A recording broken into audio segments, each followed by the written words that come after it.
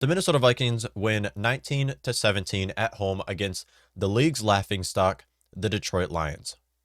Vikings host the Lions for a 2-point win, moving to 2-3 in the season and stay at third in the division. Minnesota Vikings now are 2-3 in the season. Next week we'll play Carolina, hopefully going into our bye week 3-3. However, a win is a win, right? Don't you feel good with this win? I don't. The Minnesota Vikings offense was very disappointing. You take a look at this. Okay. Before the game happened, Minnesota Vikings said they're going to call Dalvin Cook. They're going to wait till game day to say if he's in or out.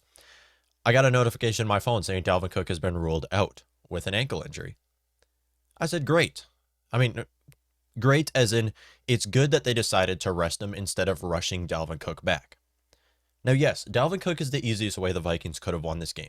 If they had Dalvin Cook healthy, he was 100%, you feed him and you win the game, like they did the last 4 games they played the Detroit Lions. You take a look at this. Dalvin Cook was ruled out. I said, okay, solid.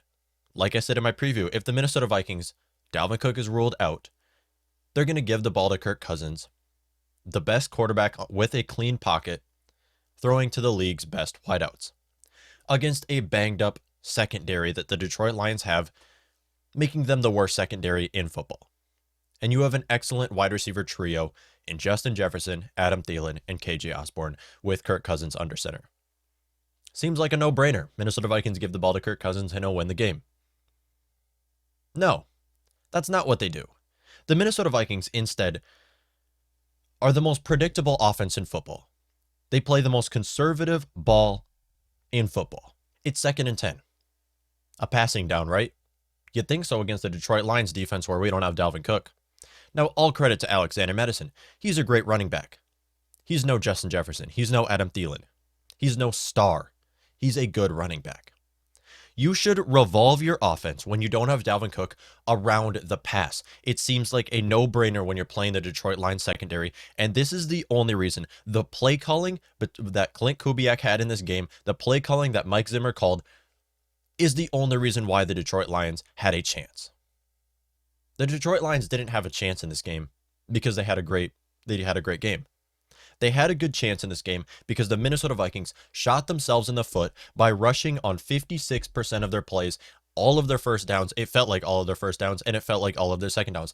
Vikings essentially waited until 3rd and 4th down to finally decide to pass. In the first half, the Minnesota Vikings, Justin Jefferson had a great day, people will say. Justin Jefferson had a great day, people will say. Statistically, you'd look at Justin Jefferson. He had over 100 yards receiving in the first half. Excellent. An excellent wideout. One of the best wide receivers in the league. Now, we did have a drop pass. We're going to let that go. As a whole, he had a great day in the first half. You would think so in the second half that the Vikings continue to throw against this team. No, Vikings say, you know what? We're up by 1 score in the 3rd quarter. Let's get comfortable by running the ball, running the clock, and punting every 3rd down. Or every 4th down, I mean. Now, all credit to the Lions. They have some great players. And I'm a big fan of this Dan Campbell guy. I think he looks like a solid head coach, and I would trade Mike Zimmer for him all day. I would trade Mike Zimmer and a 2nd-round draft pick for Dan Campbell at this point, the way this offense or the way this team is looking right now. The Minnesota Vikings right now are 2nd in punt attempts per game with a top 5 offense. This should not be humanly possible. This is mind-blowing to me. And it all comes down to the play calling. In the first 3 games, I really liked how Clint Kubiak was play calling. I was a fan of Clint Kubiak. I said, this guy looks great calling these plays. I think this is the most mad I've ever been after Vikings won a game, but we're taking a look at this because if the Vikings continue to play this bad or continue to play like this, I doubt we can get another win. As a matter of fact, by the end of the game yesterday, I was fine with the Vikings losing. It's weird to say, but I was, because of how bad they were looking. Because if the Vikings lost, they would be like, okay, well, now we're going to fire Zim. Now we're going to look to someone else. Now we're going to finally decide to fix what we should have fixed last year. Minnesota Vikings, 38% on 3rd down conversion. Had fewer first downs than the Detroit Lions. 2nd in punt attempts per game with a top 5 offense. We had Jefferson, Thielen, and KJ Osborne going up against a banged up secondary the worst in football when you're taking a look at their banged up secondary. Minnesota Vikings should have scored over 30 points in this game. It should have happened. But it all comes down to that play calling. Now, I'm not an Alexander Madison hater. I love the guy, and they gave him 32 touches. He got 173 scrimmage yards, a touchdown, and 4.5 yards per carry. But on top of that, he also had a fumble that the Vikings should have lost the game off of that fumble. Put that aside, Alexander Madison had a great game. He's not your best player. He's not your star player. Minnesota Vikings have to revolve the offense around star players, and that is just, I shouldn't even be saying this in this podcast. Because if this was Dalvin Cook, you revolve your offense around Dalvin Cook, you establish the run, and then you pass. That's how the Vikings have operated. They tried to do the same with Alexander Madison, and they failed. Now, Alexander Madison had a great game. But you can't revolve your offense around Madison, or you're going to continue to look like this.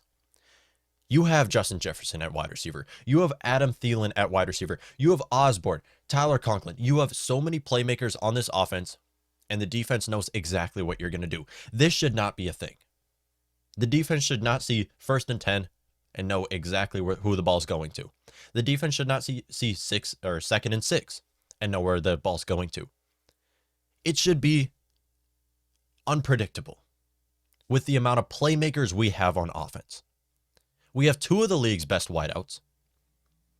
We have who's looking like a great slot wide receiver, who's also looking like a great tight end. I like how Clint Kubiak has utilized Tyler Conklin and KJ Osborne and been able to use them in this offense. We also see Dede Westbrook getting a couple targets now.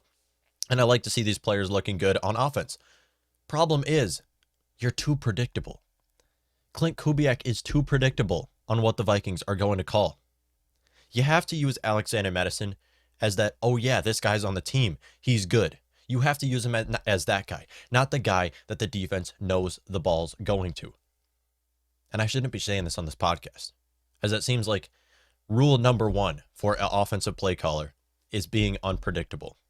That's what made Kevin Stefanski so great. You saw the play action bootleg passes.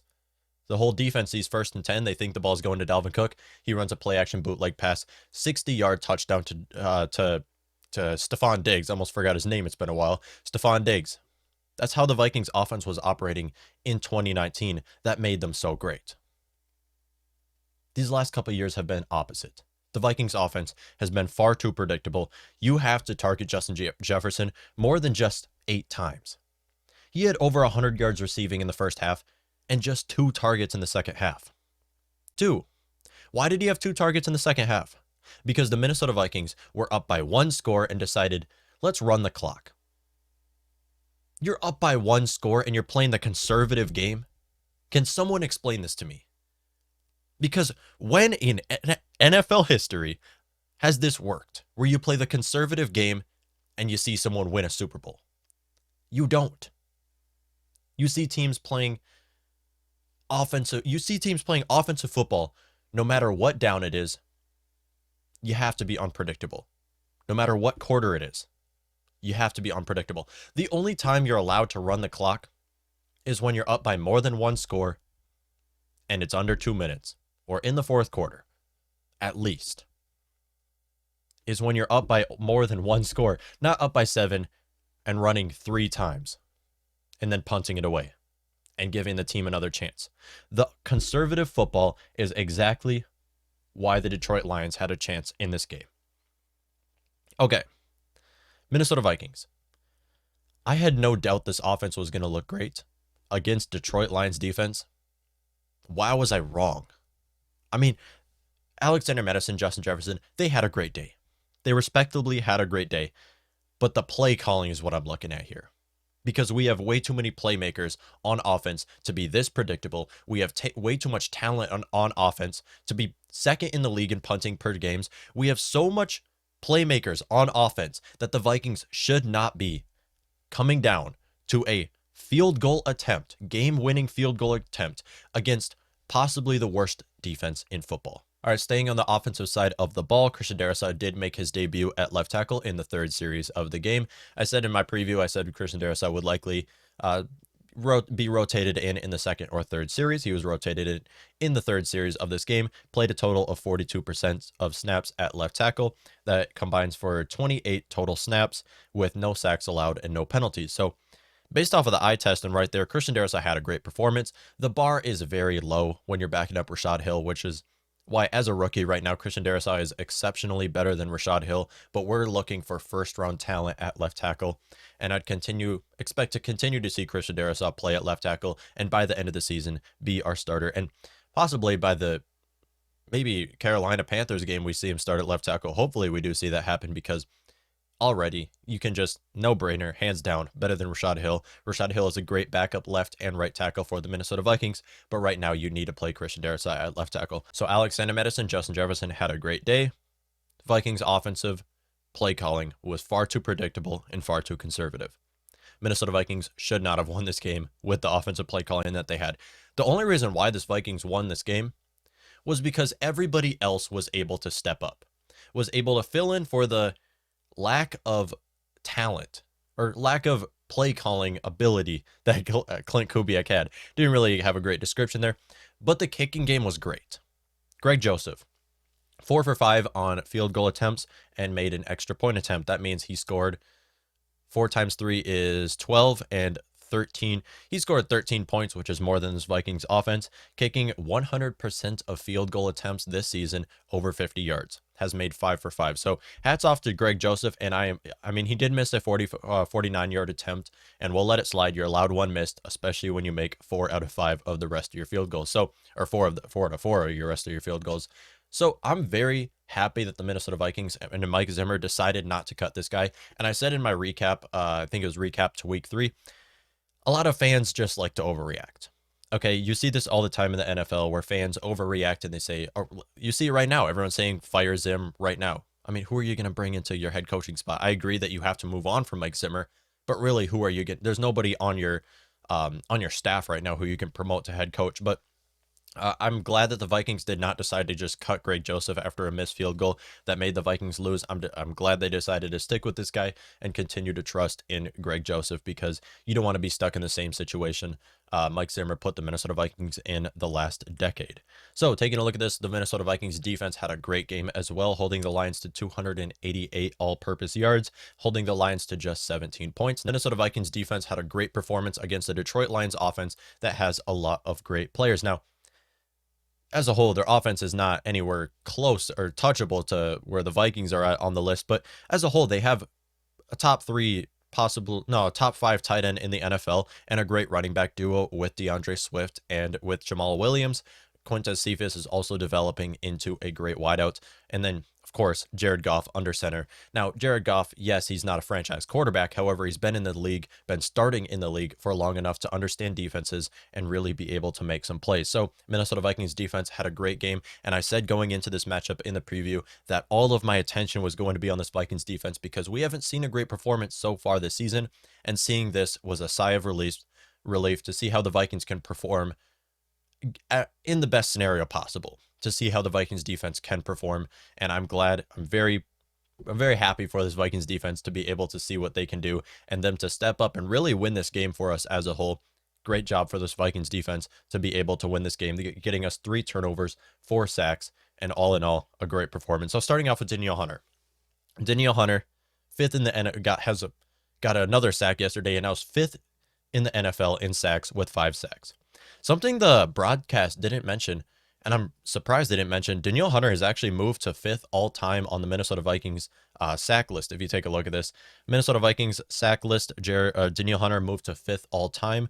Only John Randall, Chris Dolman, Jared Allen, and Everson Griffin are ahead of him. So some players that are the best all-time Hall of Famers right there in John Randall, Chris Dolman, and in Jared Allen. Also, you have Everson Griffin there, making the 2 best defensive end duo a couple of years ago and are looking like it as well today. Again, Everson Griffin had 2 more sacks on Sunday's game and a forced fumble. Everson Griffin is not looking like he's 33 years old. He's looking like one of the best defensive ends in the NFL. And you may wonder why the Vikings aren't deciding to start Everson Griffin every game at right defensive end. And yes, while he is our second best defensive end on this depth chart on this defensive end room, it really wouldn't make a whole lot of sense. I like how they're using Everson Griffin right now, where they're rotating him when they need him to play, because he is 33 years old and you want him to be able to make plays when it counts. So having DJ Wanham start at right defensive end is a smart move for Andre Patterson to make. Speaking of DJ Wanham, he did get his first sack of the season, coming up huge, making a play, stopping Jared Goff and the Detroit Lions. So great performance for this Vikings defense as a whole. On top of that, obviously, you have to mention Eric Kendricks, best middle linebacker in football, is playing like it this season and has been so the last few seasons. I am a huge Eric Kendricks fan, getting 8 total tackles and an interception, with maybe the best interception I've seen this season so far, where he had that one-handed interception, intercepting Jared Goff on a throw that he should not have made. However, this gave the Vikings defense another shot to score, and they didn't capitalize on it, but we'll let that go. So Everson Griffin, DJ Wanham, Danielle Hunter,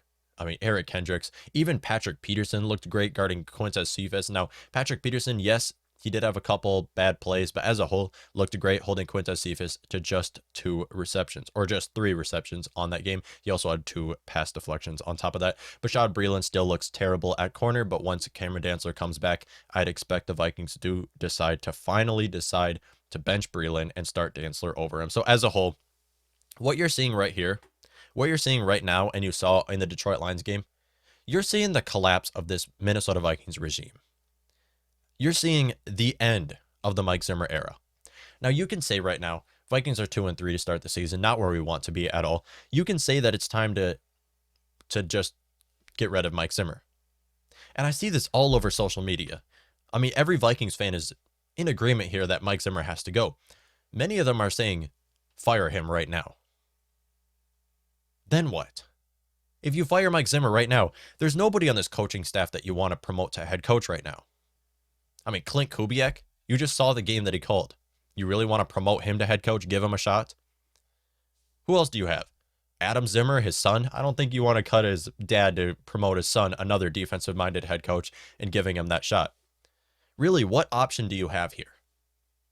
Who else can the Minnesota Vikings promote to head coach? Nobody in our staff. So what is the point of cutting or fire him right now? Now you look at this. I am agreement here that the Minnesota Vikings have to move on from Mike Zimmer.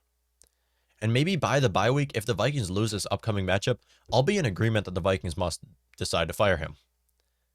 However, until then, it makes no sense to fire Mike Zimmer. It doesn't.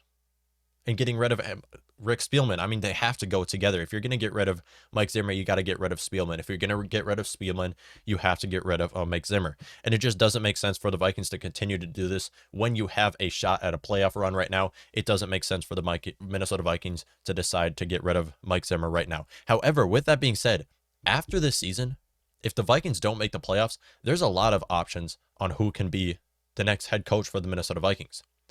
Take a look at it right now. Once again, it feels like every year we're talking about this, but Eric Bieniemy is out there. You can bring him in as an offensive-minded head coach. You also have Brian Daboll. Once again, it feels like we're talking about him every year. Joe Brady. You also have a lot of coaches in college who you can bring in as your next head coach. So you're seeing the fall of this regime. You're seeing the end of the Mike Zimmer era. You're seeing the end of the Spielman era. And when these people go, after the season, I'm assuming the Vikings don't make the playoffs. After the season, you cut Mike Zimmer, or you fire Mike Zimmer, and you move on from Rick Spielman. Wouldn't you get rid of Kirk too? Wouldn't it happen? Kirk has 1 more year left on his contract, so you'll keep him through 2022, assuming that the Vikings don't decide to trade him. You'd keep him through 2022 and likely move on to your next quarterback, because if you're going through this, you got to just go full rebuild. And that's what the Vikings would have to do if they get rid of Mike Zimmer. But right now, it just doesn't make sense to just fire Mike Zimmer after a 2-3 start on the season. It's not ruining our season. We've seen many teams who have started 2-3 and making a playoff run and competing for a Super Bowl.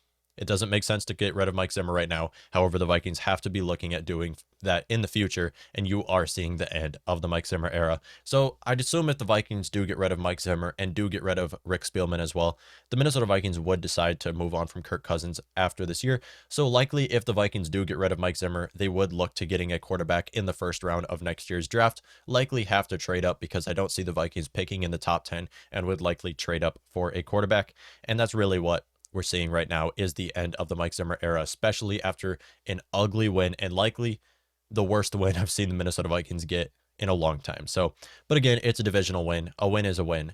I'm glad the Vikings are 2-3 right now instead of 1-4. So as a whole, Minnesota Vikings, we can make a run for the playoffs. And I am that optimistic fan who continues to say that, but we haven't beat anyone great. I mean, the Seattle Seahawks right now are looking like maybe the worst team in their division. So we haven't beat a serious Super Bowl contender yet. We should have beat the Arizona Cardinals, but we're not going to get into that right now. But as a whole, Minnesota Vikings, much better than the record says, and we should be making a run for the playoffs. So next week, the Minnesota Vikings will be traveling to Carolina to take on the Panthers. This is a Sunday 12 o'clock Central game, and we will be previewing this matchup this Thursday. Hopefully Vikings can go into the bye week 3-3.